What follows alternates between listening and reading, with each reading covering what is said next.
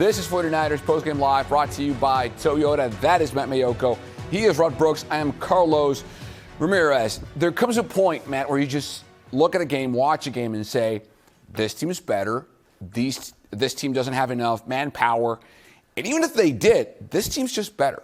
That's what it felt like today for the Rams and the 49ers.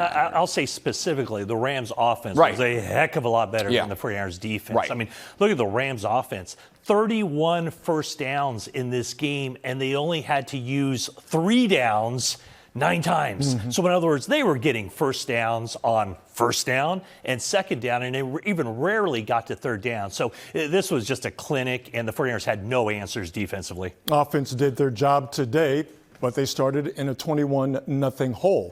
And the Niners as a whole, we know what they're missing. We know how good the Rams are. You have to be on point every step of the way. 3 turnovers, but really 2 turnovers cost the Niners the game. The stop on 4th and 1 in the red zone, and then the turnover by Jawan Jennings. Those turnovers, the penalties, all of that led to the Niners being in a hole, and their offense just simply couldn't dig them out. I mean, the Niners scored 26 points, which is the number of points they scored when they beat the Rams in Week 5. In overtime. In overtime. Yeah, and we saw, I think, two faces, a very Harvey Dent-like offense for the Rams, Matt. The first half was very much Nakua and Devontae Adams, very low 13 personnel. But then the second half, they went tight and heavy, and the 49ers have no answer for that set so far this season. It just looked like everything the Rams did worked, and the 49ers were always like a step behind, always playing catch-up.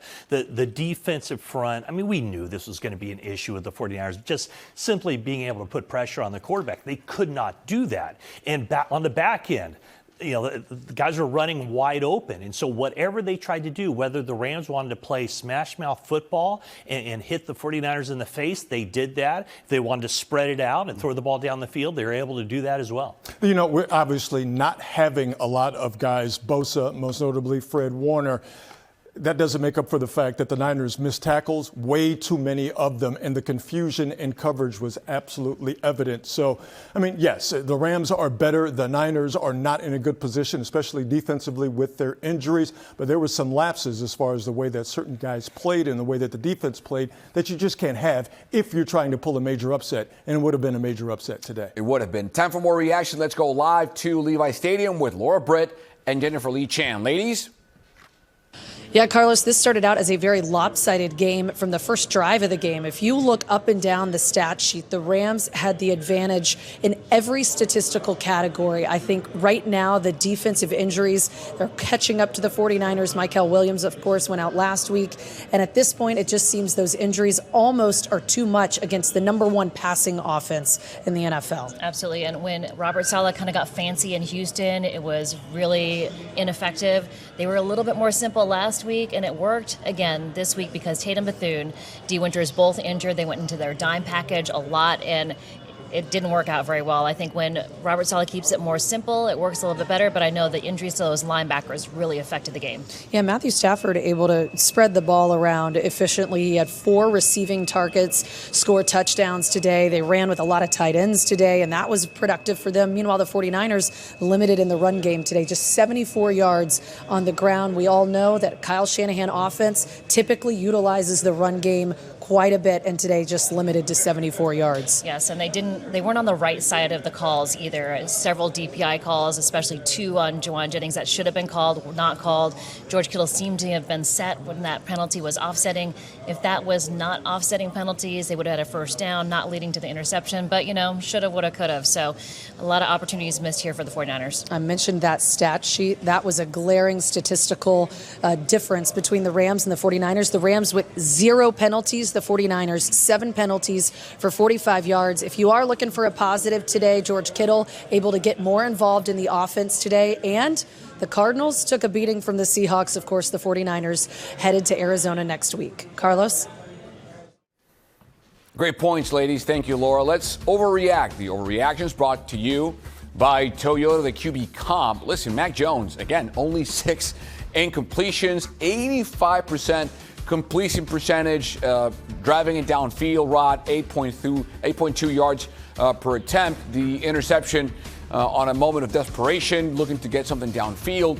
Should the 49ers, and we have this reaction from Richard Sherman, I just don't see do this. Yes, no, I just don't see how man. Kyle will be able to take Mac Jones off the field with how he's playing. This is Richard Sherman. I know Brock Purdy has to start if he's healthy, but this is a hot hand situation right now, and Mac is rolling. Not trying to spark controversy, but this is an obvious observation.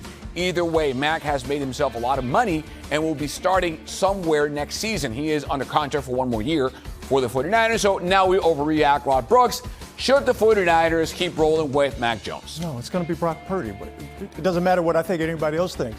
If Brock Purdy is healthy enough to play, which I'm sure they will deem him to be healthy enough to play next week, he's going to play. All credit to Mac Jones and what he was able to do. It's been fantastic. He's the story of the season. But Brock Purdy's going to play.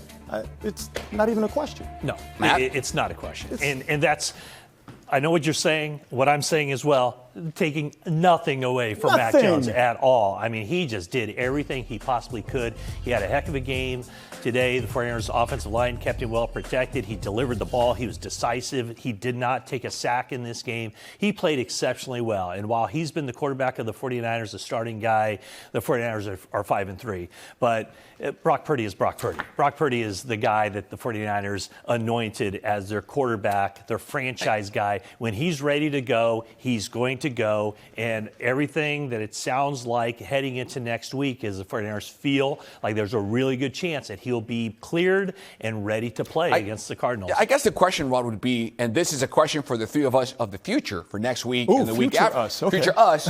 I think if Brock Purdy underperforms against Arizona in the desert, and then he faces Monday Night Football, the Panthers here in Santa Clara, and again has a dud of a game, then we have a controversy. And that's the direction I wanted to go in. Right. I think his leash is going to be much longer than 2 games. Yeah. It will have to be a situation where Brock Purdy is clearly regressing. The offense is regressing because of Brock Purdy's hypothetical regression, as we're talking about a possible future. It would have to be that type of situation, and the situation would have to be absolutely untenable for the Niners, possibly in the midst of a playoff berth, again, in this very hypothetical situation for the Niners to go, we're going to sit down our $53 million man and go to Brock Purdy. That's the hypothetical future. Starting next week, yes, it's Brock Purdy's team. It's no question. Yeah, and I mean, we're going to continue with the hypotheticals here. Sure, why not? It's, for next year, it is Brock Purdy. There's nothing that can happen from this point to the end of the season that gets the 49ers to go off of Brock Purdy. Now, if the aggravation of the toe continues, if there's an issue there, I could see them at some point shutting him down, but that's if he aggravates it because they feel like quite clearly what Mac Jones has proven is he's a really good quarterback. Mm-hmm. And the other part that I would disagree with Richard Sherman is I don't know that a team's going to give the 49ers a first-round draft pick to acquire Mac Jones. Or a second. So I think that Mac Jones will be the backup for the 49ers next season. I don't think he'll be a starter in the NFL in 2026. I think the compensation would have to be so humongous. To me, I know this is our job. It's what we're supposed to be doing. This doesn't make any sense because it doesn't have anything to do with right now in the not-too-distant future. The bigger issue for the Niners is that they have a defense that must be protected, and it must be protected by the offense. And today, against a very good Rams team, the Niners offense was unable to protect the Niners defense because they got into a 21-0 hole. All right? They didn't make the Rams punt until their fourth possession, and the Rams only punted twice the entire game, and the Rams were 5 for 5 in the red zone. If the Niners defense can't get off the field, can't get stops, and get the ball back to the offense, doesn't matter if Brock Purdy is playing quarterback, doesn't matter if Mac Jones is playing quarterback, doesn't matter if Steve Young is playing quarterback. You have a defense that is hurt, has confusion on the back end, and is going to be food for a lot of teams. All right, we got to get some field vision here on the show. This is brought to you by Zenni, the official eyewear of the San Francisco 49ers. This man has a field vision that is right now perhaps the best in the National Football League. At 37 years old, Matt, Matthew Stafford is, we said it on pre, we reiterate here on post. If you ask me right now, I think he should be the number 1 MVP candidate over Mahomes, over Josh Allen, who put a dud against the Dolphins today.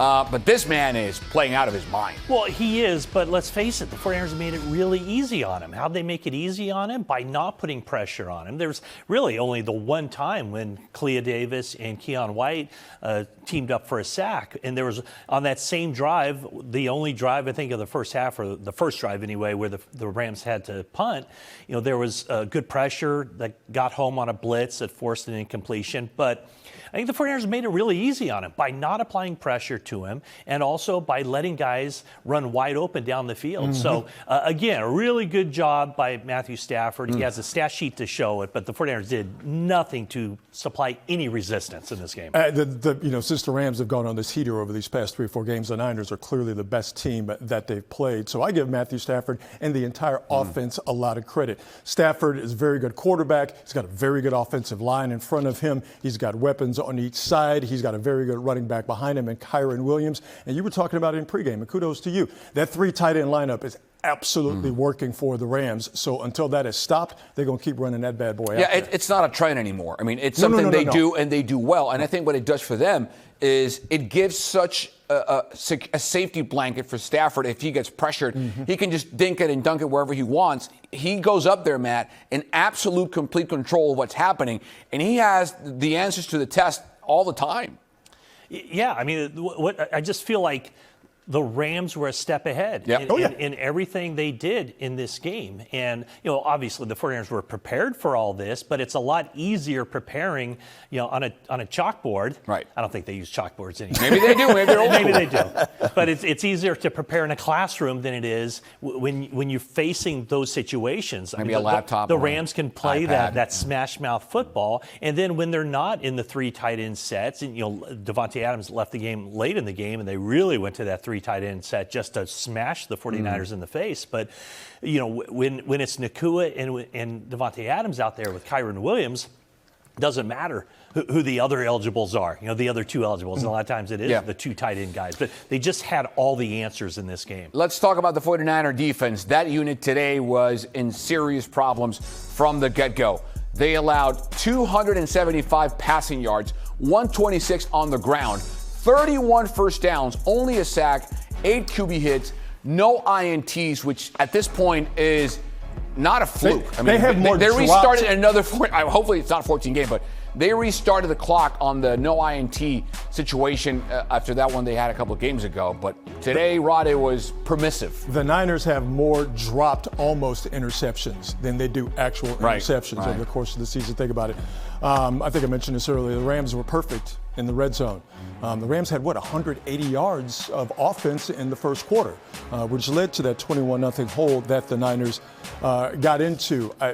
I couldn't help but watching the game think the Niners would be much better equipped to handle Stafford and this Rams offense if Fred Warner were out there, as he was out there in Week 5. And Nick Bosa. And they're almost powerless to do anything against an offense that good, against a quarterback like Matthew Stafford in full. You need guys who are his equal. Yeah. Fred Warner is his equal. Bosa is his equal. I'm actually surprised that the stat sheet had him with 8 hits on the quarterback, because it just didn't feel to me like Stafford was rattled at all, or he was anything but really comfortable. Yes. Basically from the opening drive to the very end of this game. That's a great point. Quick break here on the show. We're just getting started. This is 49ers Postgame Live. When we come back on the other side, the head coach, Kyle Shanahan, stops by with his postgame presser. This is Postgame Live, brought to you by Toyota.